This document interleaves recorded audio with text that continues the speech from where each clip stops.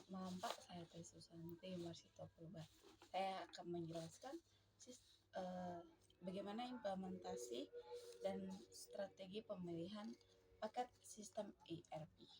Nah, sebelum saya akan menjelaskan bagaimana sih kita melakukan evaluasi dan pemilihan pada sistem ERP, saya akan menjelaskan ERP terlebih dahulu.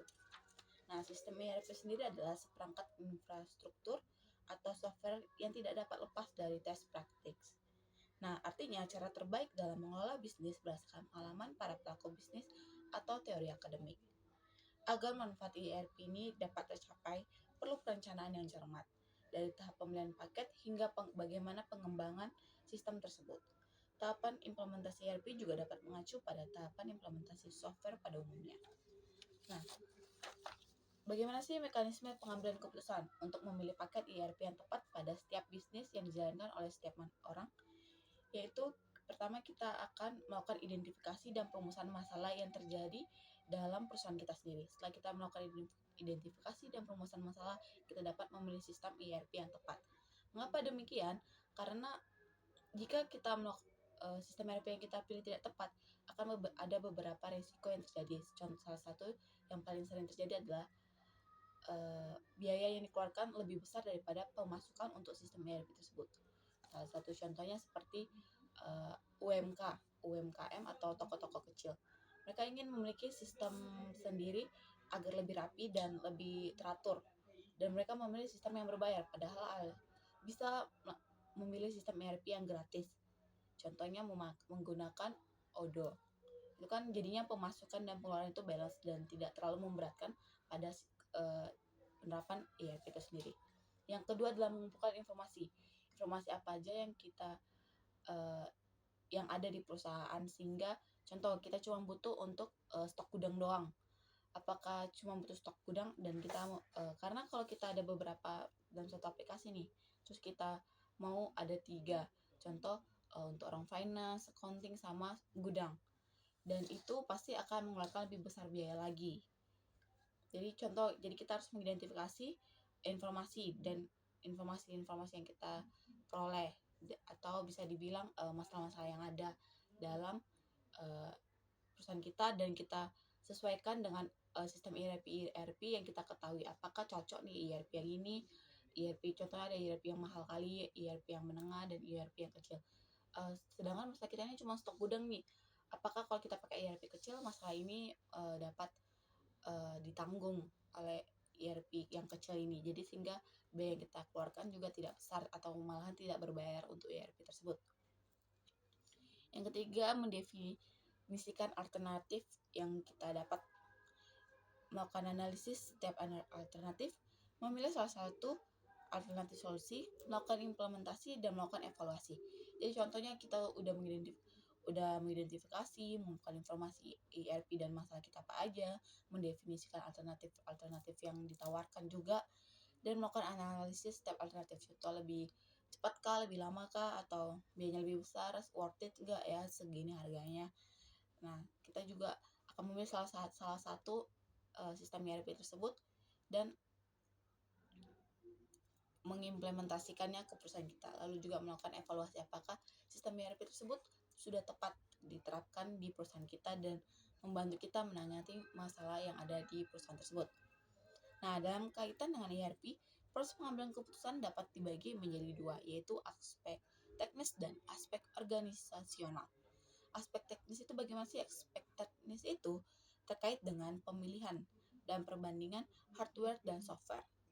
Nah, aspek organisasional adalah terkait dengan perubahan pada organisasi sebagai dampak penerapan dalam sistem ERP tersebut. Kedua aspek tersebut sebenarnya saling berkaitan ya. Sebagai proses implementasi, ERP dapat menjadi 3 fase proses. Yang pertama, inisiasi, yang dimana melakukan pelaksanaan dan penyelesaian ERP. Metode pemilihan pakai ERP dapat digambarkan dalam sebuah kerangka kerja yang membagi dasar pemilihan dalam beberapa kriteria, yaitu fungsional, fleksibilitas, dan kostumisasi.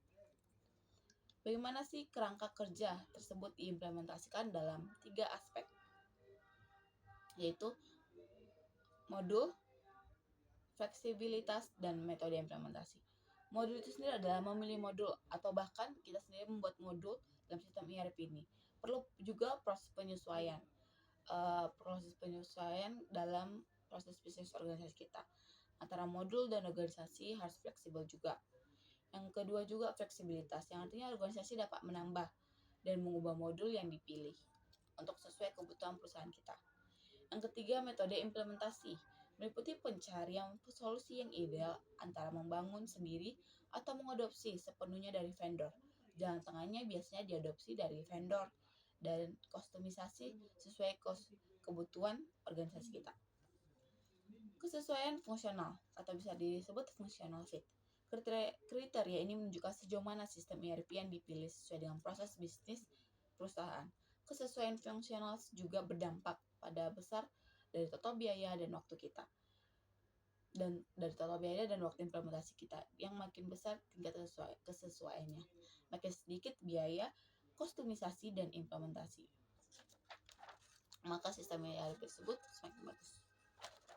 Nah, bagaimana sih cara pengimplementasian sistem ERP tersebut ke dalam perusahaan? Kita bisa melihat faktor keberhasilan implementasi ERP pada perusahaan kita. Beberapa faktor utama yang mempengaruhi suksesnya sistem ERP yang kita pilih adalah kerja tim dan komposisi tim, dukungan manajemen, perencanaan bisnis yang jelas, manajemen proyek yang efektif, manajemen perubahan dan budaya perusahaan. Ini adalah 5 faktor utama yang menentukan suksesnya ERP. Nah, tahapan implementasi ERP itu bagaimana sih? Tahapan ini terdiri dari 5 fase utama, yaitu inisiasi yang menentukan kebutuhan dan peluang ERP dalam perusahaan kita, dan melakukan evaluasi untuk menganalisis bisnis dan vendor potensial, dan melakukan seleksi memilih sistem ERP yang tepat. Memodifikasi itu menyesuaikan sistem dengan kebutuhan perusahaan kita. Penyelesaian itu evaluasi hasil dan pembelajaran. Sistem implementasi ERP ini melakukan 3 pendekatan utama. Atau contoh kita memilih sistem ERP The Big Bang. Nah, The Big Bang ini artinya semua modul diterapkan sekaligus.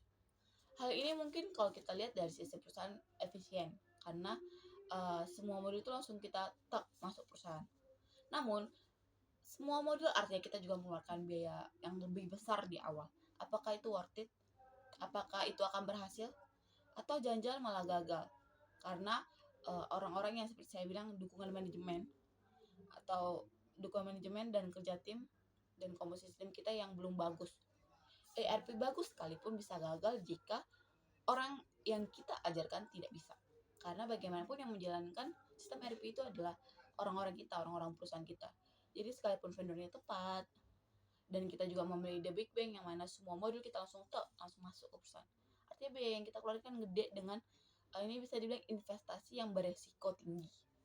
Nah, itu juga tergantung dari kita dari The Big Bang ini. Nah, yang ketiga strategi implementasinya adalah step by step. Yang mana implementasi yang bertahap. Contoh, orang gudang dulu nih, tak. Oh, ternyata sistem ERP yang kita pilih untuk orang gudang berjalan dengan baik dan bagus, bahkan melebihi ekspektasi kita. Nah, ini tuh memang minim resiko, tetapi akan memakan waktu yang lebih lama. Karena kita akan masuk dulu satu-satu, habis kita lihat, oh ini bagus nih untuk kita. Oh ini bagus nih untuk orang gudang nih. Karena kita sudah melakukannya ke orang gudang, ini bagus. Nah, yang ketiga adalah small bank, yaitu modul diterapkan dalam skala kecil terlebih dahulu. Bagaimana sih struktur organisasi dalam tim ERP? Dalam mengimplementasikan ERP akan dilibatkan 4 tim atau bisa dibilang 4 orang lah, yaitu komite pengarah, yaitu manajemen dan perwakilan unit bisnis, tim IT internal, user utama internet, dan vendor atau konsultan. Bagaimana sih sistem siklus ERP? Nah, sistem hidup atau siklus ERP ini adalah terdiri dari 5 fase, yaitu perencanaan, yang mana menentukan tujuan dan tim proyek, melakukan analisis untuk mengidentifikasi kebutuhan dan proses bisnis kita, desain, memilih vendor dan menyiapkan sistem, implementasi menerapkan sistem dalam pelatihan, Dukungan teknis memastikan kelangsungan sistem. Kesuksesan ERP ini tidak hanya tergantung pada perangkat lunak, tetapi pada kesiapan organisasi, SDM, dan manajemen perubahan. Nah, sekian dari penjelasan saya terkait sistem terintegrasi perusahaan. Demikian sampai saya sampaikan. Terima kasih.